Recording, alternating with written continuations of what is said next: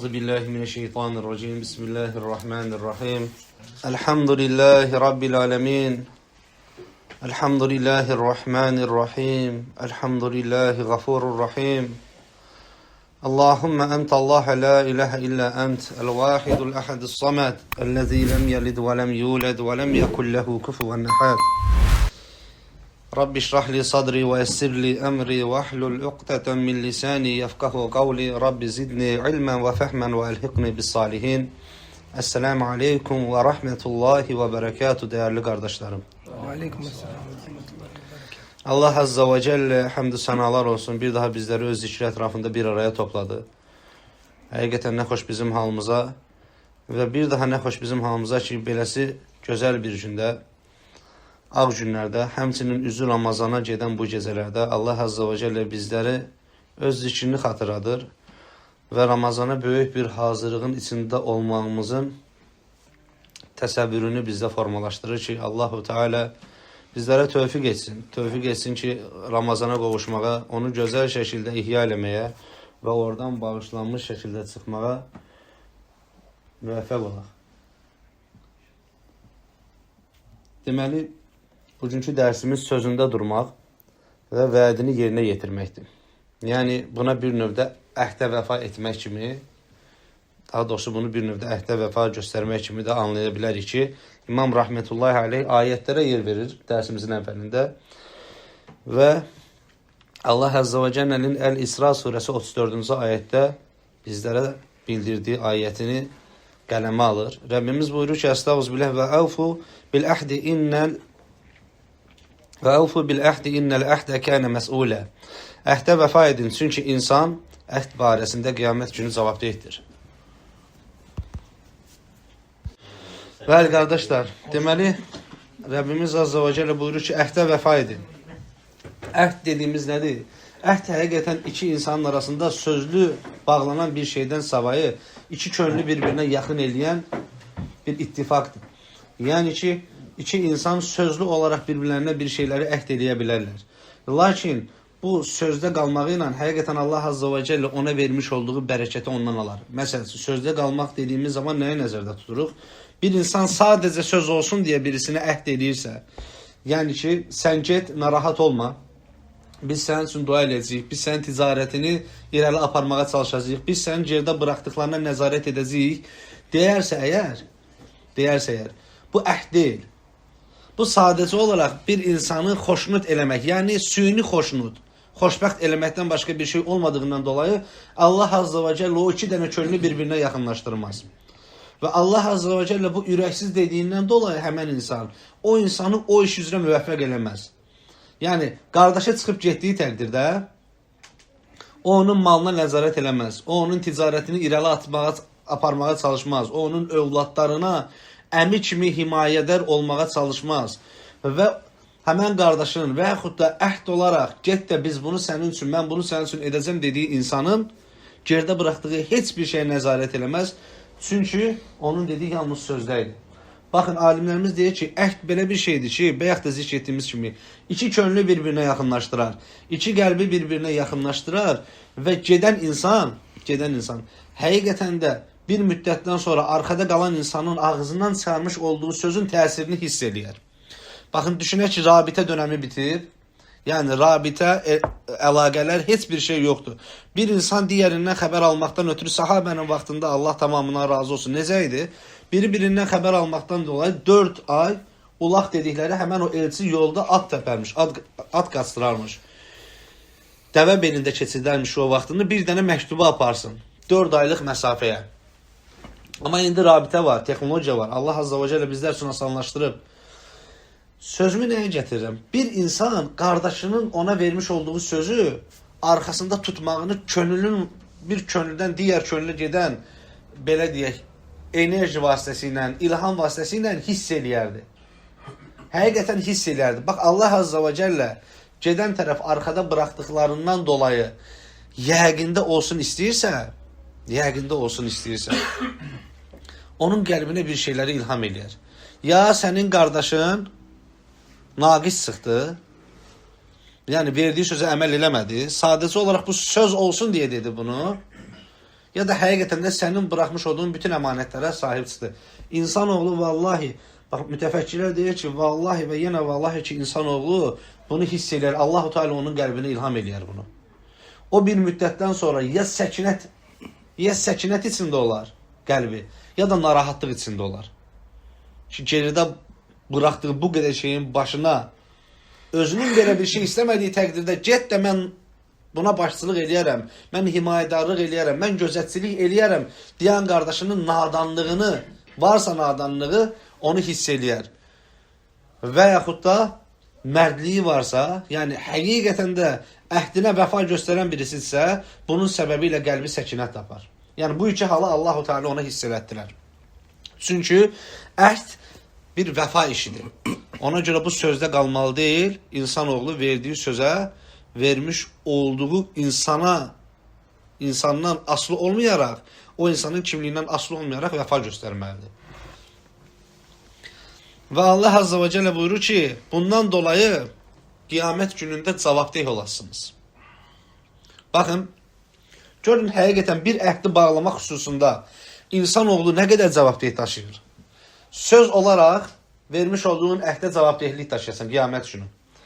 Gerdə buraxmış olduğu övladları varsa, hələ də qız övladları varsa, həmən gedən insanın, qız övladını gözəl şəkildə himayə etmədiyindən dolayı Allah-u Teala'ya hesab verirsən. Çünki əmsi olaraq artıq məsuliyyət sənin üzərinə keçib və sözü sən vermirsən.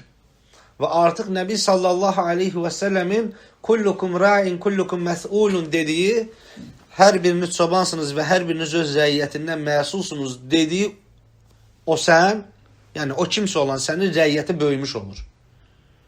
Aydındırmı? Qardaşın uşaqları, qardaşının ailəsi, qardaşının ticarəti, bu istəyir dostun olsun, fərqi yoxdur.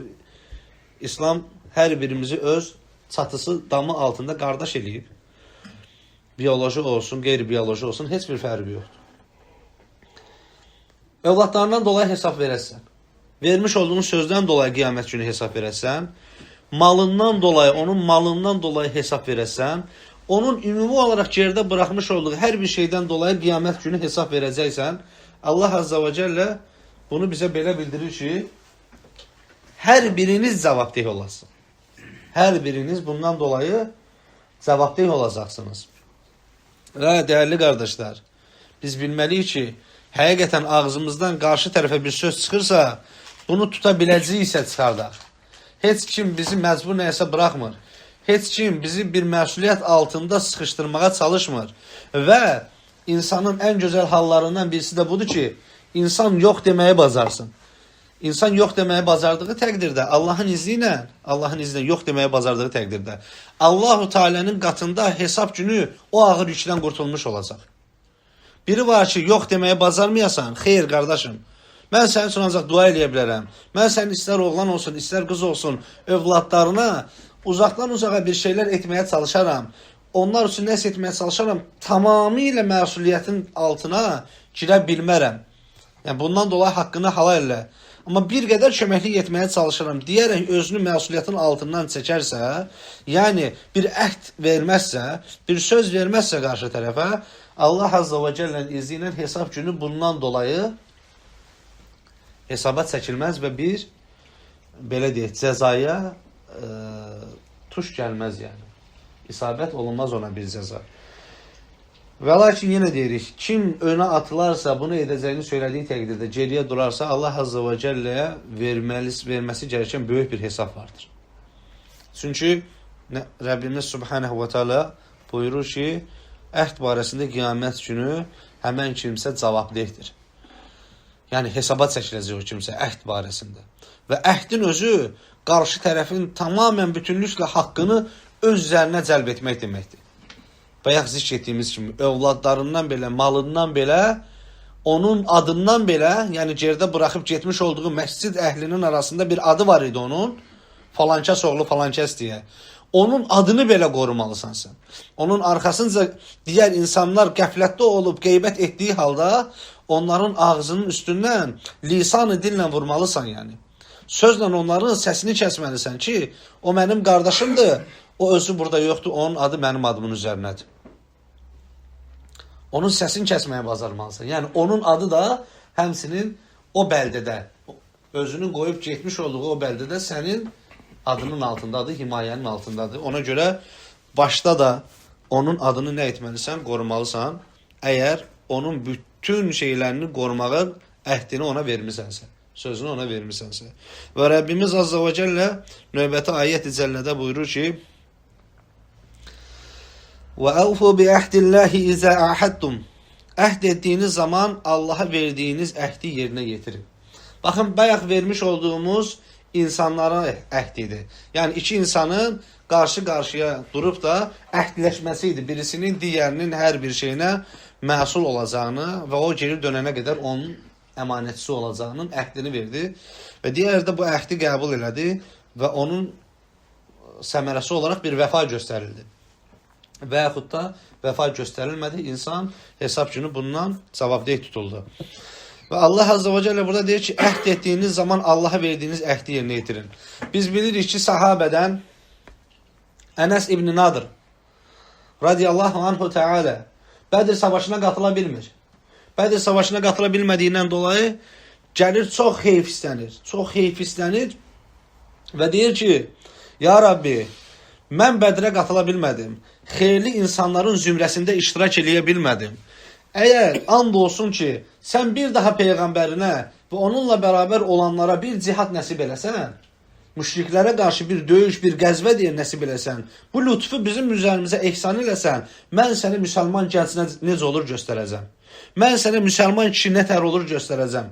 Allah Azza və Cəlləyə deyir, gənc bir səhabə, Ənəs ibn Məlikin əmisi Ənəs ibn Nadir, deyir ki, mən Uhud hələ yoxdur. Uhud sözü keçmir orada.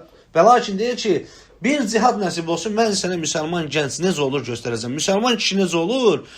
Sənin yolunda bir müsəlmanın döyüşməyi necə olur? Vuruşmağı necə olur? Qana toza bulanmağı necə olur? Onu mən sənə göstərəcəm, sən də görəsən.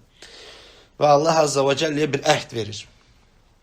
Əhdinin müqabilində bir müddətdən sonra Allah öz Peyğəmbərini onunla bərabər olanlara, müşriklərə qarşı cihad eləməyi əmr edir və Uhud hadisəsi gerçəkləşir.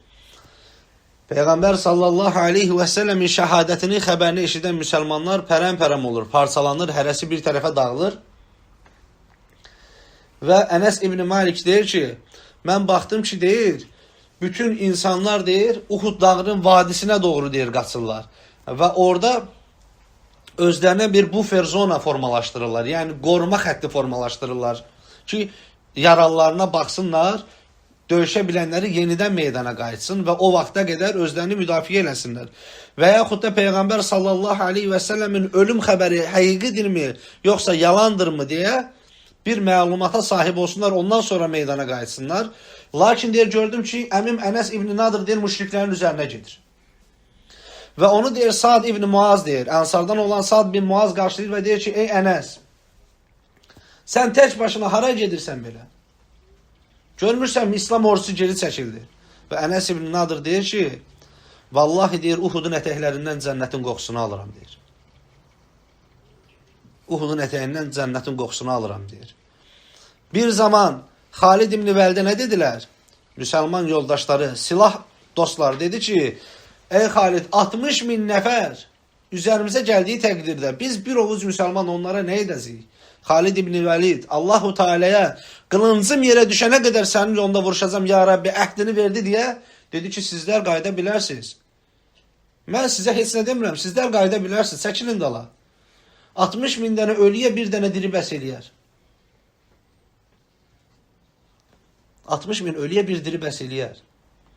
Ənəs ibn Nadir Uhudun ətəyinə doğru, digər ətəyinə doğru, müşriklərin üzərinə əlində qılınc qaçır və müşriklər onu tikə parça eləyirlər. O günün ərəb adətləri vardı, muslə eləyirdilər. Bilirsiniz, burnunu kəsirdilər, qulağını kəsirdilər, qarnını parçalayırdılar ki, bunu Həmzə radiyallahu anh haya eləyiblər.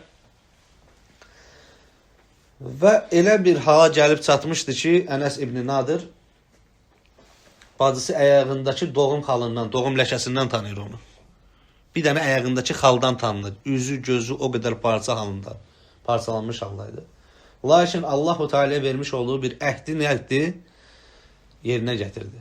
o əhdinə vəfa göstərdi və Allah Azza və Cəllə onun vəfasını qarşılıqsız qoymadı və onu Qurana ayət elədi.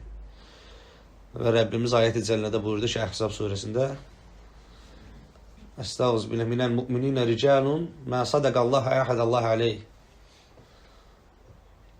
Mümin kişilərin içərisində elələri də vardır ki, onlar Allaha vermiş olduğu sözə sadiq qaldılar. Müminlərin içərisində deyir, elə kişilər var ki, Allaha vermiş olduğu vədə sadiq qaldılar deyir. Onlar sözlərini tutdular. Baxın, Allah-u Teala'nın vəfa göstərən insana verdiyi qiymətə, öz kitabına, lövh-i məhfuzuna ayət edir. Ona görə qardaşlar, əhd vermək, ona vəfa göstərmək, ona xələl gətirməmək, ona nifaqı bulaşdırmamaq, müsəlmanın olmazsa olmaz dəyərlərindən birisidir. Nəbi sallallahu aleyhi və səlləm müşriklərə belə verdiyi sözü tutardı. Kafirlərə belə, onlarla bağladığı əhdə belə sadiq qalardı, ta ki Allah-u Teala'nın ikinci bir əmrinə gedər. Və Rəbbimiz Əl-Maidə surəsi 1-ci ayətdə buyurur ki, Estağfirullah, Ya eyyuhəl-ləzīnə əmənu əlfu bil-uqud. Ey iman gətirənlər, əhdlərə sadiq olun. Baxın, sahabə deyir ki, bütün ayətlər tamam da, Nəbi sallallahu aleyhi və səlləm deyir, minbərə çıxıb da, deyəndə ki, Ya eyyuhəl-ləzīnə əmənu, dediyi zaman deyir, bütün deyirişlərimizi atırdıq və qulağımızı ona kilitdirdik deyir. Çünki bilirdik ki, bu ayət bizim üçündür. Tamam, Quranın bütün ayətləri bizim üçündür. Amma burada keçənə baxın, Ya eyyuhəl-ləzīnə əmənu, ey iman edənlər. Bir insan dilində, qəlbində necə iman etmiş ola bilər ki, Allah-u Teala ondan bəhs etdiyi, ona bir əmir nazil etdiyi zaman qulaqlarını o əmrə qarşı kilitləsin.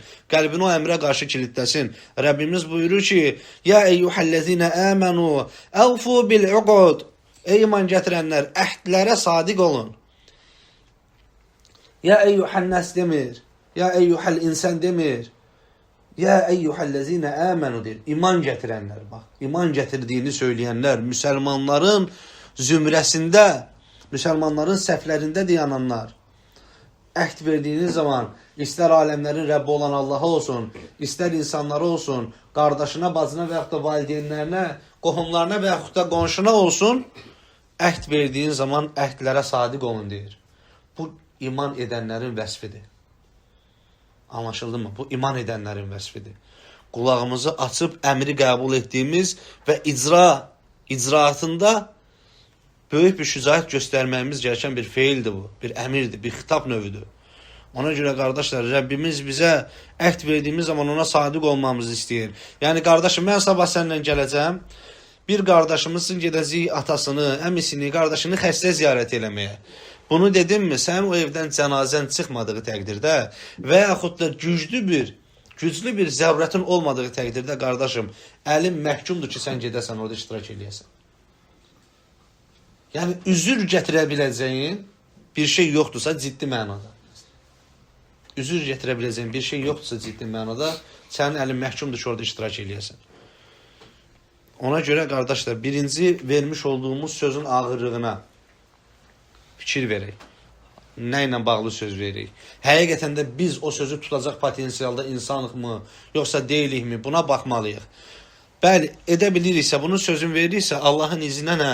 Gedib onu inşallah əməlində tətbiq eləmək lazımdır. Və Rəbbimiz Azza və Cəllə yenə mövzu ilə əlaqədar olaraq ayət-i cəllədə buyurur ki, Estağfirullah, bu ayət biraz uzun olduğundan dolayı inşallah məalini zikr edəcəyik. Ey iman gətirənlər, etməyəcəyiniz bir şeyi niyə deyirsiniz? Subhanallah. Məsələn, bu necə bir şeydir? Mən sabah səni də götürəcəm, gedəcəyik bir yerə. Və yaxud da sənə zəng vuracam, gələrsən bizə. Və yaxud da sənin maşının təmiri qardaşımın boynunadır. Anlaşıldı mı? Falan şey mənim üzərimədir. Bunu eləyək, narahat olma, yoluna qoyacaq. Allah-u Teala deyir ki, ey iman gətirənlər, yenə bizləndir. Yenə iman etdiyini söyləyən insanlarlandır. Etməyəcəyiniz bir şeyi niyə deyirsiniz? Niyə söylüyorsunuz? Siz ki bunu etməyəcəksiniz. Biz bilməliyik ki, bunu ilk öncə aləmlərin Rəbbi olan Allah eşidir. Qarşımızdakı insan hər kimdirsə, kimliyindən asılı olmayaraq hər kimdirsə, bunu aləmlərin Rəbbi olan Allah-u Teala bu məlumatı götürdü artıq, qəbul elədi. Dil həqiqətən şahid olaraq yetərlidir. Vallahi. Bax, Allah-u Teala bunu özü qəbul elədi. Bunu özü qəbul elədi və nə elədi?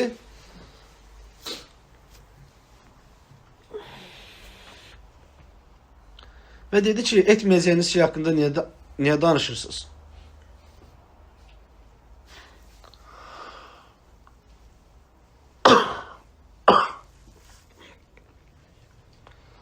Bəli, Rəbbimiz buyurur ki, ey iman gətirənlər, etməyəcəyiniz bir şey niyə deyirsiniz?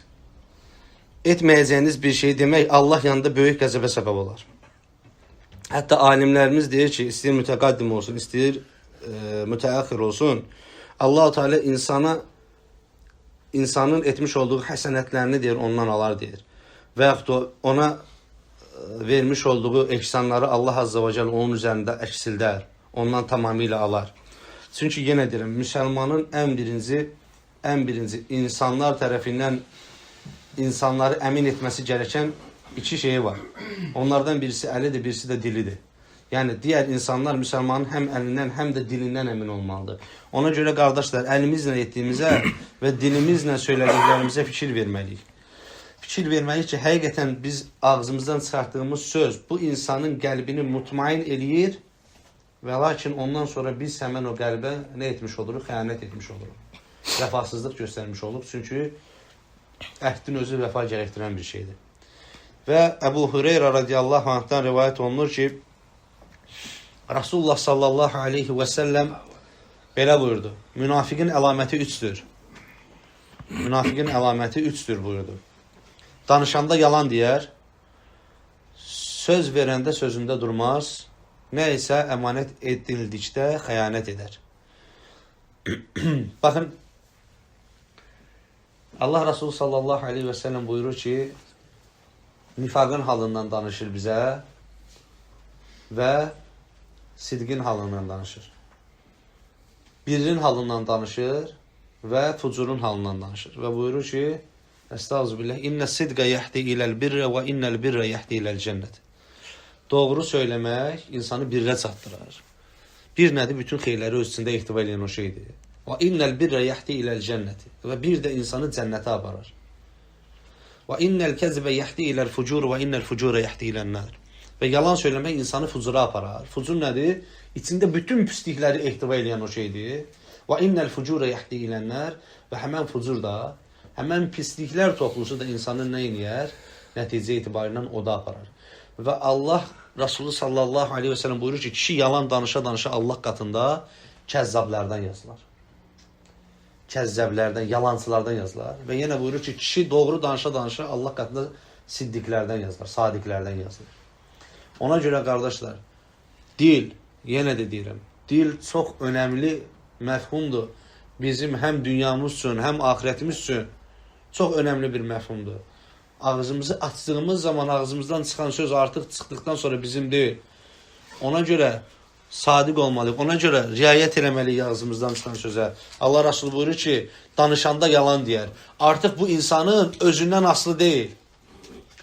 Artıq bu adam o qədər yalan danışıb ki, o qədər nifaq toxumu bunun içində doludur ki, o nifaq toxumu böyüyüb artıq ağac olub, bağ olub, bağça olub. İnsan doğrusu danışa bilmir. Yalan danışmaqdan artıq həzz alır o insan. Və bu da bir müddətdən sonra insanı münafiq edir.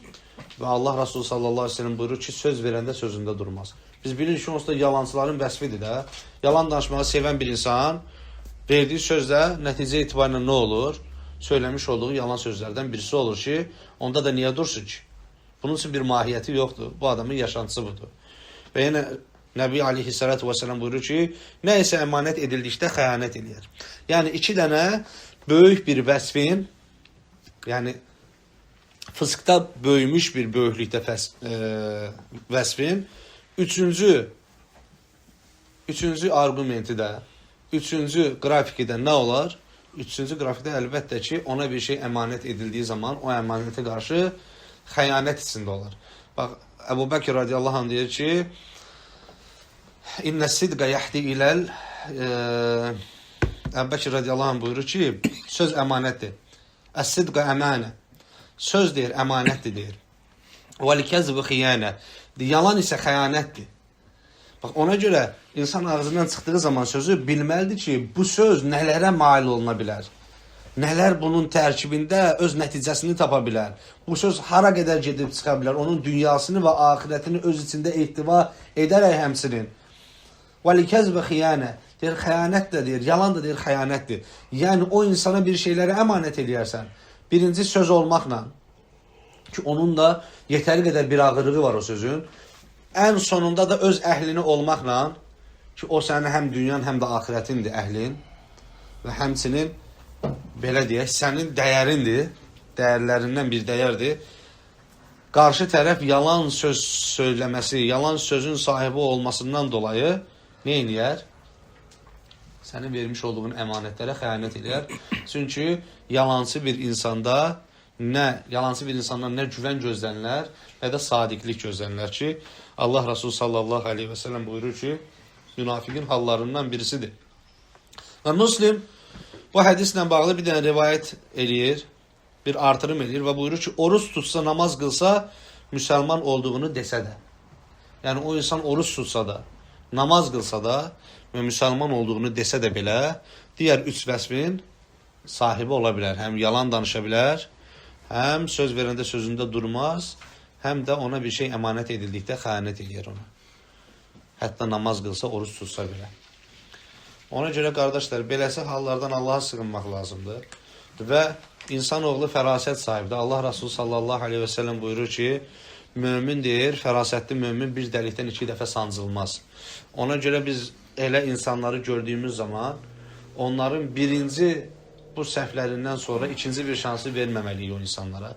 Çünki bilirik ki, əqrəb, ona sən nə qədər də xoş olursansa ol, əqrəbin təbiətində var ki, səni sansın. Və bu kimi insanlar da əqrəb misalı insanlardır. Nə qədər onu ovuzun içində saxlasan da, onlar o ovuzun içindən qan gətirməyə bacaracaq. Qan gətirməyə meyilli olacaq. Və Abdullah ibn Amr ibn As radiyallahu anhümədən rəvayət edilir ki, Rasulullah sallallahu aleyhi və səlləm belə buyurdu. 4 xasiyyət kimdə cəmləşərsə, həmən adam tam münafiq olar. Allahu akbar. Bir adamda bu xasiyyətlərdən biri olarsa, həmən xasiyyəti tərcidənə qədər onda münafiqliyin xüsusiyyətlərindən biri var. Həmin 4 xasiyyət sahibi olan adam əmanət verilən şeyə xəyanət edər, danışanda yalan söyləyər, əhdinə sadiq qalmaz, düşmənçilik edəndə həddə aşar. Baxın, Allah Azze və Cəllə ayət cəllədə bizə buyurur ki, qisasda həyat var. Qisasda həyat var. Amma lakin onun bizlər üçün daha aydın formasını ayətin davamında digər ləfslərdə izah edir ki, o səndən nə alıbsa, ondan onu ala bilərsən. O həddi aşıbsa, sən həddi aşmamağa çalış. Hansı ki, bir müddətdən sonra Allah Resulü sallallahu aleyhi və səlləm cihad meydanlarında bunu nə etdi? Qadağan elədi. Müsəlmanlar vaxtı ikən ərəblərin, onların ordularından olan digər müsəlmanları muslə etməsinə qarşılıq, onlar da muslə etmək istəyəndə Allah Resulü sallallahu aleyhi və səlləm bunu qadağan elədi. Dedi ki, bu müsəlmanların təbiətində, İslamın şəriətində olmayan bir şeydir. Yəni muslə etmək, insanı tanınmaz hala salmaq, burnu kəsmək, qulağı kəsmək, gözü çıxartmaq və s. və ilaxır. Və dəyərli qardaşlarım, biz Rəbbimizə dua eləyək, həqiqətən dua eləyək ki, Allah Azze və Cəllə bizlərə geniş bir üfüq versin, gözəl bir bəsirət versin. Allah Azze və Cəllə bizlərin qarşısına zahiri gözəl insanlar çıxartmaqla bərabər daxili gözəl insanlar da çıxarsın. Allah Azze və Cəllə bizlərin zahirini gözəl etdiyi kimi daxilini də gözəl etsin. Və bizləri Ramazana qovuştursun. Onun içindəki bütün xeyirləri ondan istəyirik. Və ondan sonraki bütün ziyanlardan da ona sığınırıq. Allah Azze və Cəllə bizləri İslam üzrə yaşamağı nəsib eləsin. Və müsəlman olaraq da canımızı alsın. Və axiri və də'vana inəlhamdülillahi rabbil alemin.